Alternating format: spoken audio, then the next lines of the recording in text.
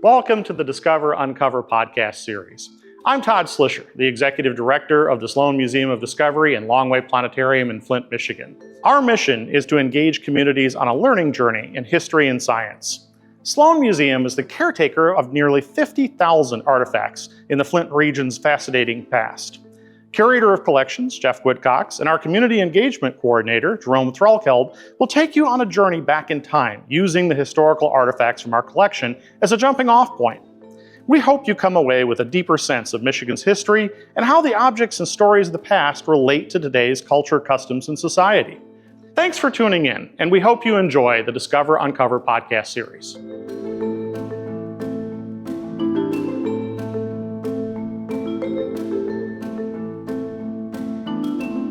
Hello, and welcome to another edition of Discover Uncover podcast here at Sloan Museum of Discovery in Flint, Michigan. And today I am again honored to have the brain behind a lot of this operation, Geoff Woodcox. I'm Jerome Threlkeld, Community Engagement Coordinator, and we are just glad to have you join in with us today. Geoff, tell us what's going on, man. How are you? I'm doing great. Today we're here to talk about General Motors World War II production with our very exciting Hellcat Tank Destroyer. Say that again. It's a what? It's a Hellcat Tank Destroyer. Okay. And there's a difference between tank and tank destroyer. Okay, can I say that 3 times in a row? Hellcat Tank Destroyer, Hellcat Tank Destroyer. You got it. Can you say it 3 times? Tell me the difference between a regular destroyer or tank or the Hellcat. So, well, as a tank destroyer, it has a very different function. Its design is to get in fast and destroy a tank, get back out. And so it has a lot lighter armor. At its thickest, it's about 1 inch thick, which is much thinner than your average battle tank. But the advantage is it's able to drive a lot faster with a top speed of about 60 miles per hour. So Wait a minute. This thing behind us here can go 60 miles an hour? 60 miles an hour. What? At about a half mile a gallon. Wait, what? Wow. It's like an elephant running real fast. So this thing was made in a very wonderful city. Can you tell us more about that city and where this tank destroyer was built? Absolutely. Well, I mean, General Motors in 1942, World War II is right at its beginning. They stop making their civilian goods that year, and they transition over to making war goods. And of course, the Hellcat is one of those things. It was made at a plant here in Flint. I forget the exact street, but it was in and around the Buick City area. Wait, hold on one second. This was made where? Made here in Flint. Woohoo! Let's go, Flint town. Okay, so tell me more about this Hellcat Tank Destroyer. So GM makes about 2,507 of these at a cost of about $55,000 each. Now, I always like to translate to 2023 dollars. Yeah. So, I mean, that's the equivalent of about $939,000 today. For one? For one. Okay. And in combat, these things destroy about 500 enemy tanks, mostly over in Europe. Oh, okay. And, after World War II, a lot of these, they ended up staying over in Europe for whatever reason. And so this particular tank destroyer was actually found somewhere in Eastern Europe. I forget the exact country, but it was in a field covered in graffiti, and it was bought by the museum in 2000 and restored into running condition by a group of volunteers. Wow, that is amazing. Tell me, as the Curator of Collections here, what does this Hellcat Destroyer mean to our museum? Well, I think it's a piece of a major manufacturing story here in Flint. It's kind of Flint's place in a very major world event, World War II. Our city here in the Midwest, not very big, played a huge role in World War II, not just with the Hellcat Tank Destroyer, but with all the other things that were being made right here in Flint in these GM plants. And that's amazing because when I was in school, elementary school, we learned that the factory my dad worked at, which was truck and bus at the time, is Flint Assembly now, was able to convert over from making trucks and buses over to, whatever they needed for the war in a matter of, I think, days or something like that. And so can we talk a little bit more about that and just how that even happened?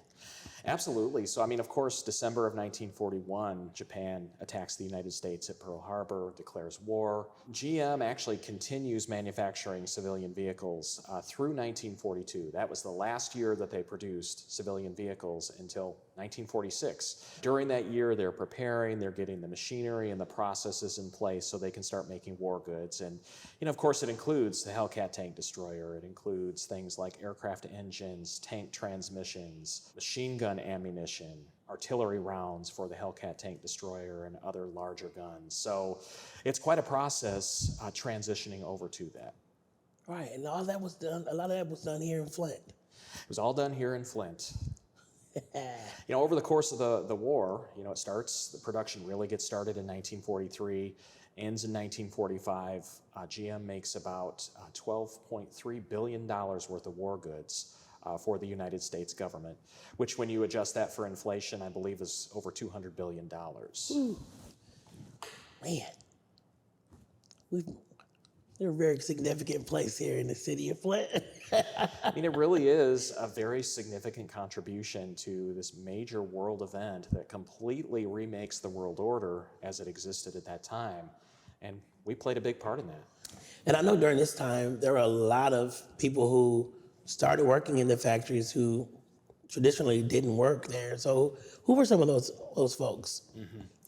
Well, I mean, before World War II, people of color, women, they were relegated to janitorial type positions. Mm-hmm. People of color could often work in the foundries, but as far as the factory floor, you didn't see them there very often. And the same with women. And they started being able to make their way into those higher paying manufacturing positions. And it really brought about this change that people saw what this could be like, mm-hmm. and they wanted to make it permanent.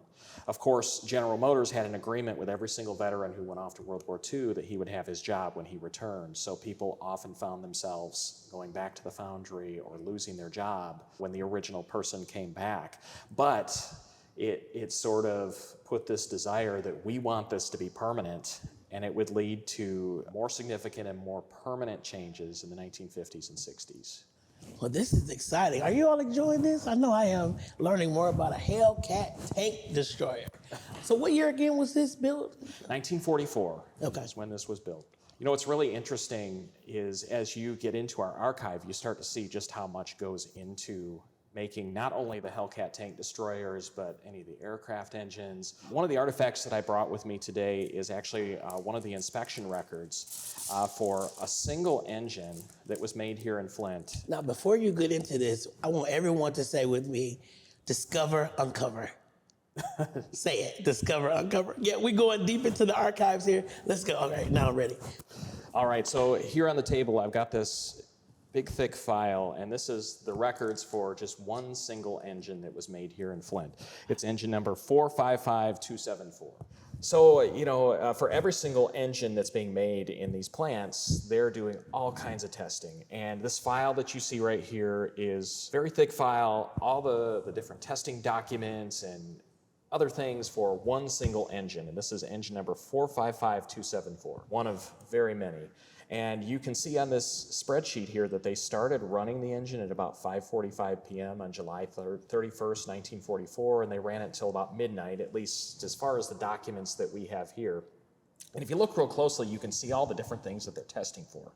It's things like revolutions per minute, the amount of pressure that's being generated with the oil and the fuel. They're testing it at different octane levels of fuel. We even have the names of the people who were doing the testing. It's just kind of amazing when you think about this, just all of the detail and all of the different data points that they're collecting here, and then you scale it up for the tens of thousands, if not hundreds of thousands of aircraft engines that they produced here during World War II. Wow, it's so detailed. It's incredibly detailed, and I think that was really important for these guys because when you have these soldiers and airmen in combat over Europe, over Asia, you want to make sure that at the very least their equipment is reliable. And that is outstanding. Kudos to those who were building these Hellcat Tank Destroyers and all the other ammunition and everything else they were building to keep us safe. Yeah, I mean, Flint's World War II story isn't just limited to manufacturing. Of course, we have a human story here as well, a very interesting and compelling